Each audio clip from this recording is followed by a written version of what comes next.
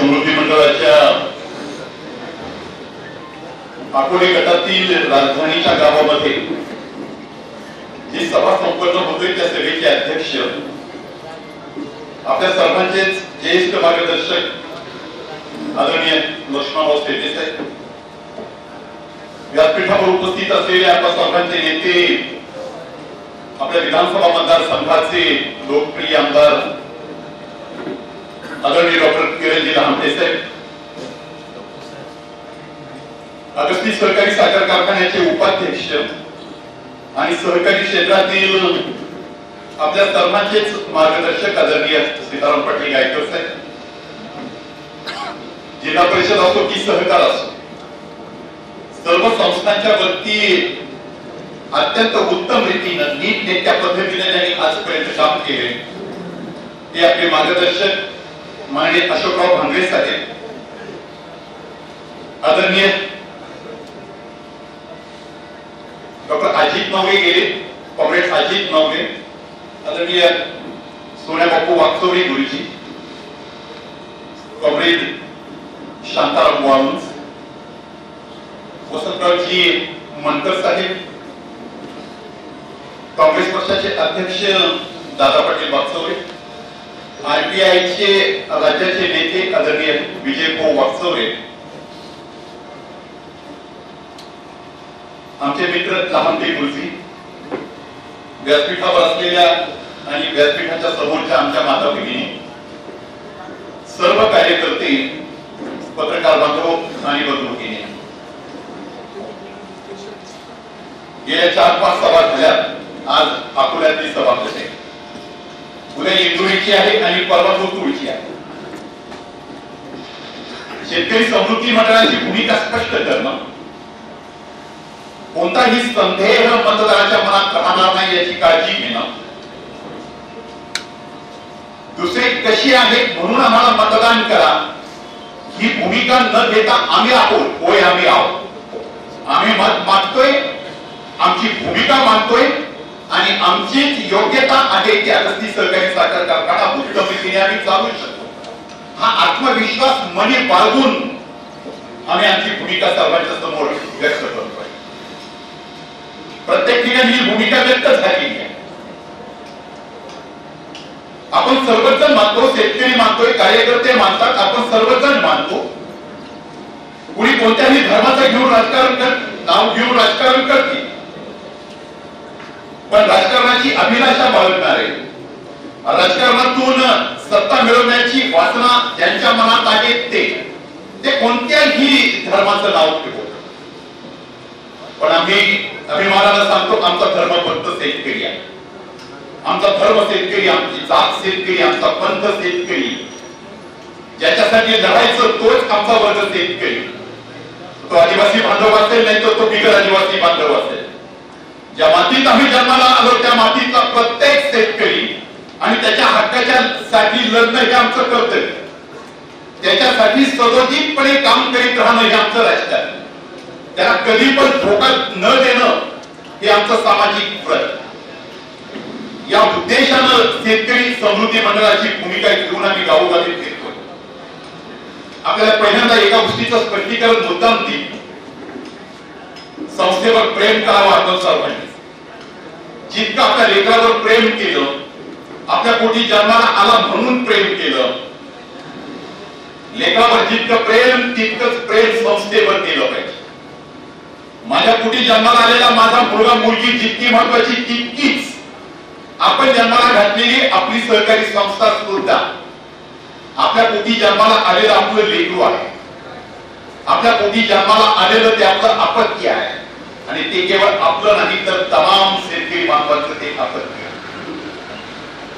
निकोपपणे ते वाढलं पाहिजे, त्याची वाढ निकोप व्हावी, वृक्षासारखं ते सदा बदलत जावं. आणि जसं म्हणतोय की माझ्या मुलाच्या आणि माझ्या नातवाच्या कर्तृत्वानं असं काहीतरी व्हावं की त्या सावलीत विश्रांती घेण्याची संधी आम्हाला पण मिळाली.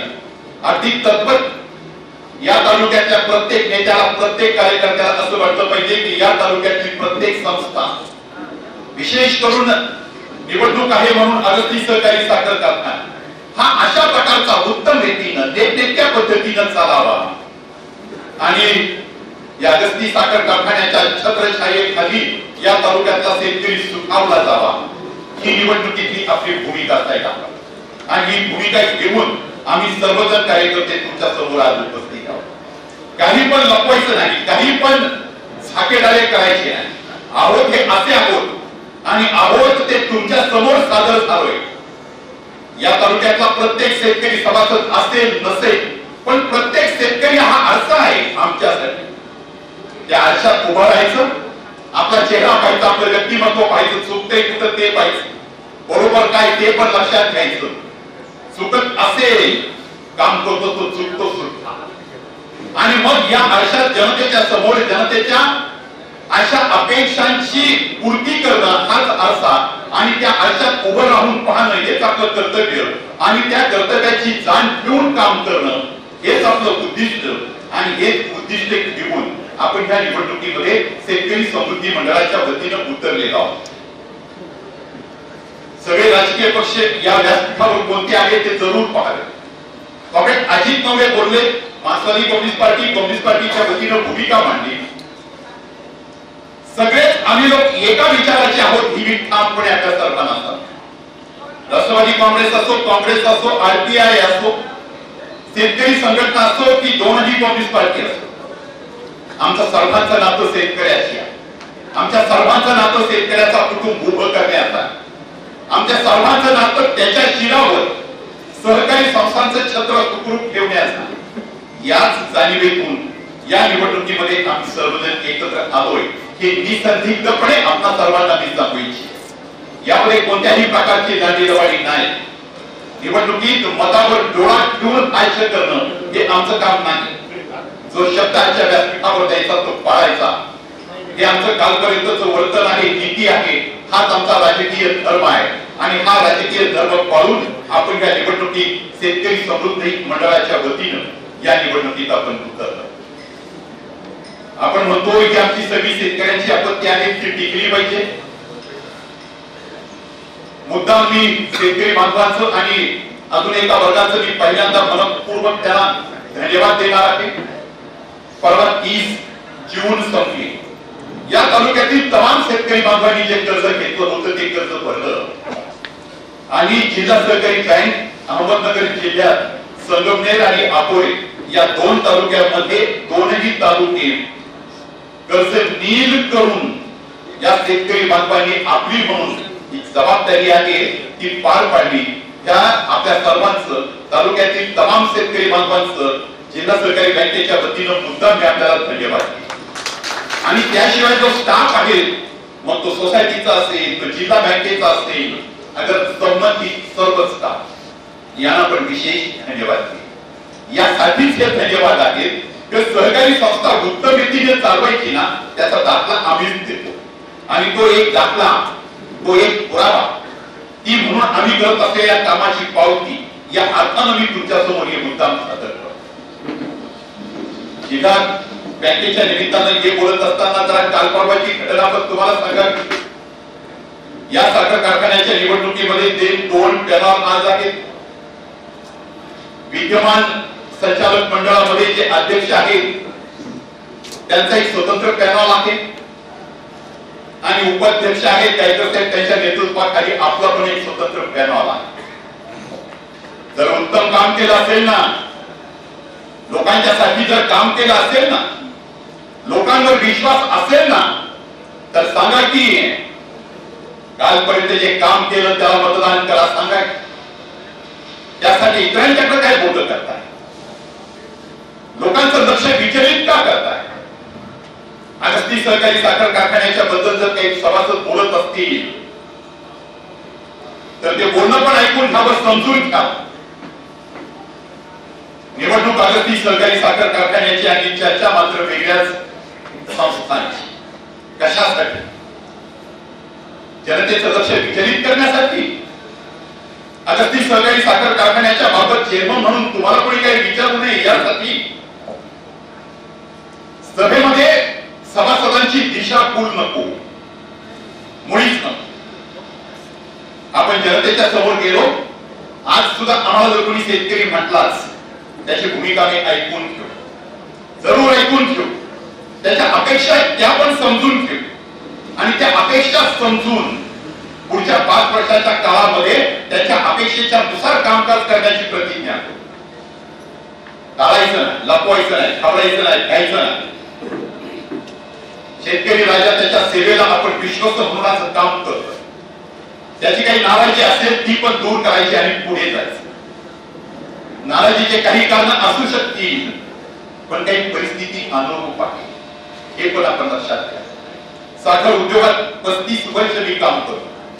देवखानला मी बोललो परवा हे सगळं की प्रत्येक गणित हंगाम जेव्हा येतो तेव्हा एक नवं आव्हान घेऊन येतो, एक नवं संकट आलेलं असतं. या वर्षीचा गणित हंगाम आला तेव्हा क्रसिंग कॅपॅसिटीच्या पेक्षा अधिक ऊस सर्वच महाराष्ट्रात होता, सर्वच महाराष्ट्रात होता. हे एक आव्हान होतं. बोलणारे होतील गेटके नाण्याच्या ऐवजी फक्त आपलाच का नाही गाला, पण उद्याच्या गणिताला जेव्हा सामोरे जाऊ तेव्हा असं चित्र येऊ शकतं की ऊसाची कमतरता भासू शकते. आज सुद्धा ऊसाच्या लागवडीत कमी आहे. पावसाचं प्रमाण कसे असेल त्याच्यावर ते अवलंबून असेल. पुढच्याही वर्षी जर 6 लाखाच्या पर्यंत गणित करायचं असेल तर गेटक्यांचे जे लोक आहेत ज्यांनी कालपर्यंत आपल्याला ऊस दिलाय त्याची जबाबदारी आपल्यावर येते. हे महाराष्ट्रात सर्वत्र घडलंय. राजकारणासाठी त्याचा उपयोग कुणी पण करू नये. वाईट परिस्थिती आली तिलाही सामोरं जाण्याचं आयुष्य या प्रचारक मंडळानं दाखवलं. या वाईट परिस्थितीत सुद्धा टिपरू कुणाचं शेतात ठेवलेलं नाही. हे फक्त अगस्तीच्या बाबतीतच घडलंय की ऊस जायला उशीर झाला असं नव्हे तर संपूर्ण महाराष्ट्राचं एक चित्र होतं. महाराष्ट्रात कितीतरी साखर कारखान्यांच्या कार्यक्षेत्रामध्ये शेतकरी म्हणत होते उशिराने आपण या, आमच्या शेतात ऊस ठेवू नका. कितीतरी शेतकरी धावपळ करीत होते, हा कारखाना नाही, तो कारखाना नाही, तो कारखाना नाही, पण तसं घडलं नाही. इतर कारखान्यांनी जे पूर्वीचे आपले जे काही उत्पादक होते त्यांचेच ऊस काढले. यांना कुणी वाली झालं. कमी ऊस असेल तरी सुद्धा आणि सर्वाधिक ऊस होईल तरी सुद्धा शेतकऱ्याचं टिपून शेतात राहणार आहे आणि ते गाळलं जाईल याची जबाबदारी घेणं हे संचालक मंडळाचं काम आहे. ती जबाबदारी घेतली गेली. असं जेव्हा घडतं अचानकपणानं तेव्हा प्रशासनामध्ये विस्कळीत स्वरूप येतं. प्रपंचासारखंच आहे पण त्याचं भांडवल करू नये. मी जरूर सांगेन या गणितामध्ये सुद्धा जर काही विस्कळीत स्वरूप झालं असेल किंवा जर काही निर्णय असे चुकीचे झाले असतील किंवा काही निर्णय असे व्हावेत असं आपलं मत असेल तरी सुद्धा अवश्य त्याचा विचार पुढच्या काळात पण केला जाईल. मुद्दा मी आपल्या सर्वांना सांगेन, माझ्या साखर उद्योगातल्या अनुभवाच्या आधारावर सांगेन. साखर कारखाना चालवणं म्हणजे ऊसाची तोड करणं, तो वाहून आणणं, कमानीवर ऊस दिसणं, त्या सगळ्या एक जाळ मध्ये गाड्याच्या गाड्या दिसणं, चिमणीचा धूर वरती जातोय तो पाहणं आणि शुगर बॉक्स मध्ये साखरेची पोती पाहणं म्हणजे साखर कारखाना चालवणं नाही. त्यामध्ये तांत्रिक अशा प्रकारचं कितीतरी कौशल्यपणाला लावावं लागतं. हार्वेस्टिंग पासून तत्पूर्वी लागवडीपासून हार्वेस्टिंग पासून ट्रान्सपोर्टिंग पासून जे जे करावं लागतं ते करण्यासाठी आम्ही कटिबद्ध राहू. हा शब्द या निवडणुकीच्या निमित्तानं देतो. केवळ फक्त आज यायचं, निवडणुकीच्या रिंगणात उतरायचं, तुमच्या समोर बोलायचं आणि परत मात्र त्या विषयावर बोलायचं नाही असं नाही. राजकारणामध्ये विशेष मुद्दे घेऊन त्याचं भांडवल पण करायचं. जी परिस्थिती आहे महाराष्ट्रातल्या प्रत्येक साखर कारखान्याची त्या परिस्थितीमध्ये अडचणीत असेल, कर्ज बाजारी म्हणणार नाही पण कर्जात असेल तरीही सुद्धा त्या साखर कारखाना चालवण्याची जबाबदारी आपल्या पण शिरावर आहे. कार्यकर्ता म्हणून ती आपली पण जबाबदारी आहे याची जाणीव ठेवून वागावं लागतं तो कार्यकर्ता. आणि म्हणून आम्ही एका व्यासपीठावर येऊन जाणीवपूर्वक होईल ती जबाबदारी आमची आहे. येईल त्या प्रसंगातून मार्ग काढून अगस्ती सहकारी साखर कारखाना पुढे चालेल.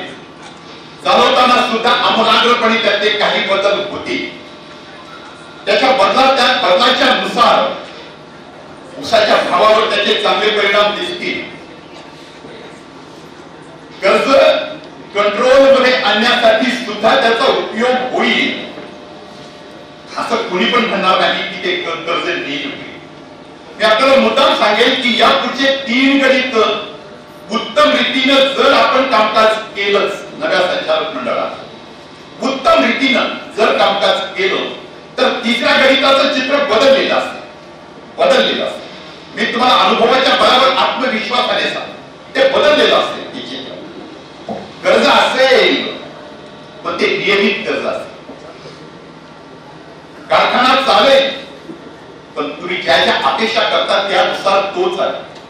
ऊसाला भाव मिळेल FRP नुसार आणि ताळेबंदाला जे चित्र असेल त्यानुसार वाढवा भाव मिळेल. पण ताळेबंदाचं चित्र कितीही खराब असू द्या, केवळ फक्त दिवाळी गोड करतो असं म्हणून चालत नाही. त्याला ताळेबंद त्या दृष्टीनं तयार करावा. ताळेबंदाची स्थिती अशी यावी की FRP पर्यंत हमखास भाव देऊ, 3 वर्षांमध्ये असा भाव देऊन कर्जाचं प्रमाण कमी करू आणि त्यानंतर मात्र FRPच्या पुढे जाऊन सुद्धा भाव असं काही प्लॅनिंग 3 गणिताच्या पर्यंत जर केलं तर 38चं भवितव्य इतर कोणाही पेक्षा कमी नसते. एवढं दिसते का? कमी नसते. कुणी काही पण म्हणू, कर्जाचे आकडे कितीदा पण जाहीर करू, कर्जाच्या आकड्याचा खेळ करून जर आपण असं म्हणायलाच लागलो की ज्यांनी काम केलं ती सगळीच माणसं चुकलेली आहे, त्यांना बदनाम करून पुढे जाता येणार. या कालावधीमध्ये सगळ्या अनेक महाराष्ट्रातल्या साखर कारखानदारीवर कर्ज आहे. पण बदलत्या परिस्थितीमध्ये ते कर्ज कमी होतं. बदलत्या परिस्थितीमध्ये एखाद्या गणिताचं कर्ज वाढतं, दुसऱ्या गणिताचं कमी होतं. जी परिस्थिती बदलत जाते त्यानुसार कारखान्याची आर्थिक स्थिती बदलते. फक्त संचालक मंडळानं जे काम करायचं आहे ते काम धोरणात्मक दृष्टीनं, एक जिन्सीपणानं, एक विचारानं, एक मतानं आणि काळाचा विचार करून प्रत्येक वेळेला करावी लागतात. त्या दृष्टीनं सगळे प्रयत्न अवश्य केले जातील. हा शब्द मुद्दाम आजच्या सभेत मी आपल्याला सांगणार. कोण कसे याच्यावर बोलण्याच्या ऐवजी तुमच्या अपेक्षा आहेत शेतकऱ्याच्या. तुम्ही काय करणार ते सांगा, तुम्ही काय करणार ते सांगा आणि म्हणून आम्ही आपल्याला ते सांगतो. आम्ही शिरावडी जबाबदारी घेऊन शेतकरी समृद्धी मंडळ उतरलेला. उमेदवार कोण असतील या अर्थानं मी बोलत नाही. शेतकरी समृद्धी मंडळाचे आम्ही सर्व कार्यकर्ते या अर्थानं बोलतो. डोळ्यासमोर उमेदवार ठेवून बोलत नाही, समृद्धी मंडळ ठेवून बोलतो. आणि हे पण मी आपल्याला सांगेल की मी हे देवखानला पण बोललो होतो की मध्ये 2 वर्ष प्रकाश आणि गुलाबभाऊ होते ना, आम्ही होतो ना त्यामध्ये. मी खरंच सांगतो अतिशय की नाही कुणी पण त्याची पडताळणी करा. उत्तम रीतीनं त्या काळात ते गणित घेतले गेले की आपण सर्वांनी लक्षात घ्या. हे जर आपण लक्षात घेतलं तर हा साखर कारखाना आम्ही सर्वजण उत्तम रीतीने चालू, याच्याबद्दल आपल्या कुणाच्याही मनात शंका नसावी. ही शंका ठेवू नये. आम्ही केवळ वादाच्या लालसेनं तुमच्यासमोर आलेलो नाही, आम्ही केवळ प्रतिष्ठेच्या लालसेनं तुमच्यासमोर आलो नाही. आमची म्हणून एक जबाबदारी आहे की महाराष्ट्रातली साखर कारखानदारी अडचणीत असेल त्याचप्रमाणे आमचाही साखर कारखाना जर आर्थिक अडचणीत असेल तर लांबून गंमत पाहणं, तटस्थ राहणं हे आमचं काम नाही. आमचं काम आहे आपण पण त्या मैदानात उतरा. आपल्या शिरावर ही पण जबाबदारी आपण घ्यावी आणि होय आम्ही ती जबाबदारी घेतली. आम्ही ही जबाबदारी पार पाडणार आहोत, उत्तम रीतीने पार पाडणार. याची हमी, याची खात्री मी आपल्या सर्वांना या निवडणुकीच्या निमित्तानं द्यावी. आपण विश्वास ठेवा. कुणाला कशा प्रकारे कुणाला बदनाम करायचं, दुसऱ्याच्या बदनामीकडे पाहून आपलं मत तयार करू नका. अगस्ती सहकारी साखर कारखान्याची निवडणूक ही तुमच्या प्रपंचाची निवडणूक आहे, तुमच्या संसाराची निवडणूक आहे, तुमच्या भविष्याची निवडणूक आहे. यावर्षी टोमॅटोला बरा भाव मिळाला, पण कामाची सरासरी एकदा 5 वर्षामध्ये त्याच शेतामध्ये ऊस घेतला होता. 5 वर्षात FRPच्या नुसार इतका बाजार मिळाला. 5 वर्षाचं गणित करा उत्पन्नाचं आणि टोमॅटोचे गणित करा. भाजीपाल्यामध्ये परवडत नाही. भाजीपाल्याचं मार्केट आपल्या हातात नाही. ऊसाचं मार्केट साखर कारखान्याच्या हातात. काँग्रेसचे पंतप्रधान होते मनमोहन सिंग, त्यावेळेला एफआरपीचा कायदा. एफआरपी म्हणजे उचित मूल्य देण्याचं बंधन, शेतकऱ्यांना उचित मूल्य, योग्य बाजार भाव देण्याचं बंधन म्हणजे एफआरपी आहे. या एफआरपीचं बंधन आलं, साखर कारखाने आज शेतकऱ्यांच्या पदरात त्यांना ते टाकावंच लागते. हमी फक्त आज ऊसातूनच आहे, ऊसाशिवाय इतर कोणत्याही पिकात हमी नाही. आपलं केंद्र सरकार कितीही बोलू द्या, हमी त्यातून नाही. जर ऊसाच्या पिकातून हमी असेल तर मग साखर कारखान्याचं सगळंच काही भविष्य हे आपल्या हातात आहे, तुमच्या हातात. आणि त्या भविष्याचा जेव्हा तुम्ही अंदाज घ्याल तेव्हा हा कारखाना चाललाच पाहिजे, चाललाच पाहिजे हा विचार डोळ्यासमोर ठेवून करा. कोणाचे भाषण किती आणि कोण किती कशावर बोलतोय याच्यापेक्षा आपलं लेकरू, माझा कारखाना, माझं अपत्य हे सुरक्षित कुणाच्या हातात राहील याचा विचार करा. सुरक्षित कुणाच्या हातात असेल आणि हा विचार करूनच मतदान करा. मी त्या दृष्टीने आपल्या सर्वांना सांगतो, मी आमदार साहेब आहेत आणि सर्व नेतेगण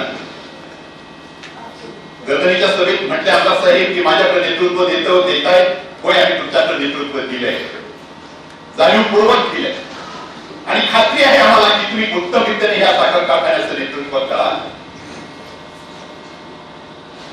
त्यांच्या उपस्थितीत मी आपल्या सर्वांना शेतकरी समृद्धी मंडळाच्या वतीनं आज हमीपूर्वक सांगू इच्छितो, वाटी देऊ इच्छितो की यापुढे अगस्ती सहकारी साखर कारखाना कालपर्यंत कसा चालला याची भंपक भाषण करून मला तुम्हाला डिस्क्राईब करायचं, पण पुढे जरीही काही कालचे दोष असतील तर ते दुरुस्त होतील.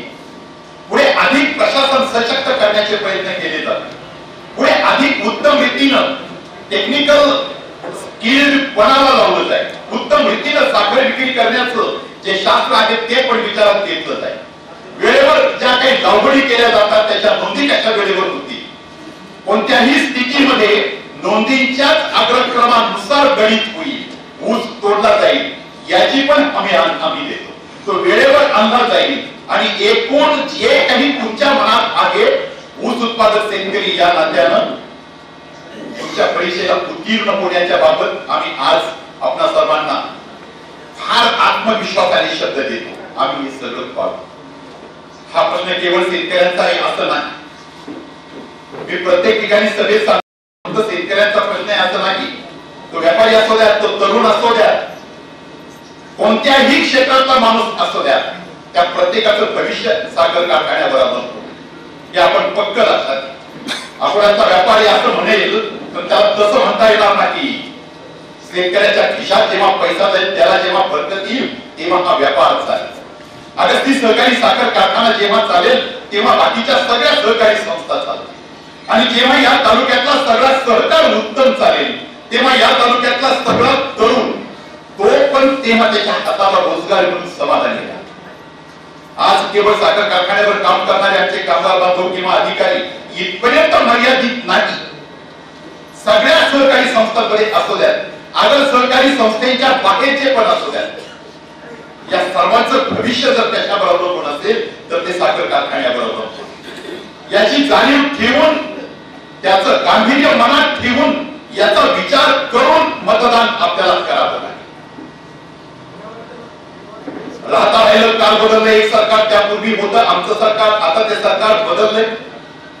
मी त्या सरकारवर टीका करण्यासाठी उभा नाही, पण एक हमी देण्यासाठी उभा.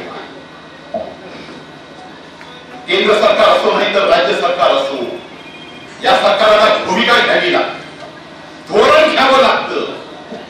ते धोरण फक्त भाजपच्या ताब्यातल्या कारखान्यांना वेगळं आणि इतरांच्या ताब्यात असलेल्या कारखान्यांना वेगळं असं घेता येत नाही.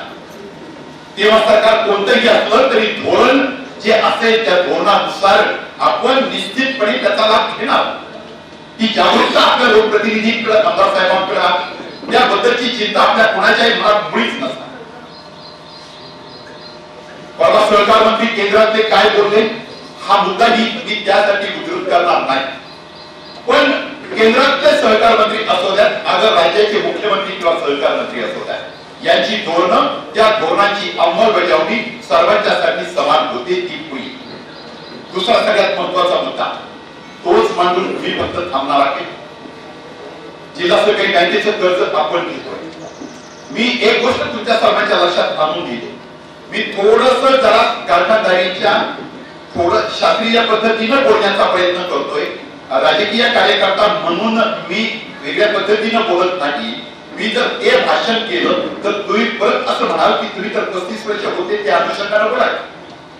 मी त्या अनुषंगाने बोलण्याचा प्रयत्न करतो. महाराष्ट्राच्या प्रत्येक साखर कारखान्याला त्याला कर्ज देणारी जी वित्त संस्था आहे, मग ती कोणती पण असू द्या, एमएससी असू द्या, नाहीतर त्याच्या जिल्ह्याच्या सहकारी बँका असू द्या, अगं अन्य कोणत्या पण बँका असू द्या, पण फक्त तेवढ्यावर अवलंबून राहून कोणताही सहकारी साखर कारखाना चालत नाही.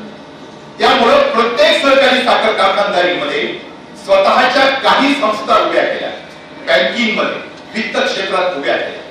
जेव्हा काही तूट येते तेव्हा त्या सहकारी संस्थांच्याकडनं पण कर्ज घ्यावं. आणि अशी तूट भरून काढण्यासाठी, तूट वित्तीय तूट म्हणजे डेफिसिट नाही, तूट, अशा वेळेला आपल्याकडे अशा प्रकारची कोणतीही संस्था नाही, तर ही जबाबदारी आतापर्यंत पतसंस्थांनी पार पाडली. हे आपण लक्षात घ्या. ही पतसंस्थांनी पार पाडली. आणि हे पण आपल्या मनात असू द्यावं की सहकारी पतसंस्थांकडून लोन जेव्हा घेतलं जातं तेव्हा ते लोन संचालक मंडळ, अधिकारी मंडळ किंवा काही कर्मचारी हे वैयक्तिक लोन घेतात आणि ती रक्कम कारखान्याला देतात. इथपर्यंत अंगावर घेऊन मग ते गणित पार पडतं, याची जाणीव आपल्या सर्वांना असणं आवश्यक आहे. जेव्हा आपण म्हणतो की फार वाईट काळात पण कारखाना उत्तम रीतीने गायकर साहेब तुम्ही चालवला, असं जेव्हा आम्ही म्हणतो तेव्हा संचालक मंडळाला पण त्यासाठी काय काय दिव्य करावं लागतं, हे पण आपल्या सर्वांना माहित असलं पाहिजे. तेव्हा मूळ मुद्द्याकडे येऊन थांबेल. वेळ भरपूर झालाय आणि माझा आणि आमच्या सर्वांचा विशेष करून अकोलेकरांच्या वतीनं स्नेहभोजन आहे, म्हणून आपल्या सर्वांच्या वतीनं स्नेहभोजनाला पण सर्वजण थांबणार आहात, म्हणून अधिक वेळ मी घेणार नाही. परत एकच मुद्दा आपल्या सर्वांच्या समोर मांडेल की आम्ही त्यांची आणि त्यांनी आमची बदनामी करून कदाचित तुमची करमणूक होईल, पण अगस्ती साखर कारखान्यामध्ये काय भूमिका घ्यावी हे त्यावर ठरणार नाही, त्यावर ठरणार नाही. 11 झाले तेव्हा आमची भाषणं गायकर साहेब तुम्ही ऐकले. आम्हाला आजही ते बोलायची आतून उर्मी येऊ शकते, पण आम्ही ते बोलणार नाही, कारण आमची भूमिका, आमचा रोल, आमची जबाबदारी आम्हाला कळते. त्यावेळेला आम्ही तुमच्या व्यवस्थापनात नव्हतो, म्हणून बाहेरून बोलायला ठीक होतो, म्हणून बोललो. आम्हाला माहित आहे आता गायकर साहेबांच्या नेतृत्वाखाली काम करतोय. गायकर साहेबांचे संचालक मंडळातले सहकारी सगळे उपस्थित आहेत, इथं आहे तसे तिकडं पण आहे. म्हणून तशा प्रकारच्या भाषणांची हाऊस भागवण्याचं मला असं वाटतंय की या निवडणुकीत काम नाही. या निवडणुकीमध्ये हीच भूमिका आज घेतली पाहिजे की अगस्ती सहकारी साखर कारखान्याच्या उज्ज्वल भविष्यात उत्तम रीतीनं चालण्यासाठी आणि चाललाच पाहिजे यासाठी प्रयत्न करण्याची गरज आहे. शेतकरी समृद्धी मंडळ हा आमचा तोच प्रयत्न आहे आणि या प्रयत्नाला साथ द्या, आमच्या सर्वांची साथ करा आणि अगस्तीचं जे काही आपली म्हणून एक जबाबदारी आहे ती पार पाडा. मी आपणास हमीपूर्वक सांगतो की आपल्या अपेक्षांची पूर्ती करण्याची जबाबदारी आमच्या सर्वांची राहील, व्यासपीठावरच्या सर्वांची. आमदार साहेब ते बोलतात नेहमी, मी तर सभासद नाहीये, पण त्यांची पण, मग तो आदिवासी माणूस असतील अगर तो बिगर आदिवासी माणूस असतील, हा प्रत्येक माणूस सभासद असेल अगर नसेल, या प्रत्येक माणसासाठी काम करणं ही आपली जबाबदारी आहे. बाकीच्या लहान लहान मुद्द्यांकडे काही जात नाही. या उद्देशानं आम्ही सर्वजण एकत्र आलोय. 7 पक्ष आणि संघटनांचे लोक एकत्र येऊन हा विडा आम्ही उचललाय, याची जाणीव ठेवावी. आणि आपण सर्वांनी अगस्ती ह्या भाग्यलक्ष्मीकडे, आपण तिचे निर्माते आहोत, आपण तिचे पालक आहोत, आपण सर्वांनी आपला अपत्य सुरक्षितपणे ठेवण्यासाठी शेतकरी समृद्धी मंडळालाच मतदान करावं हे अंतःकरणापासून आग्रहपूर्वक कळकळीने आपल्याला सर्वांना मी विनंती करून सांगतो आणि थांबतो.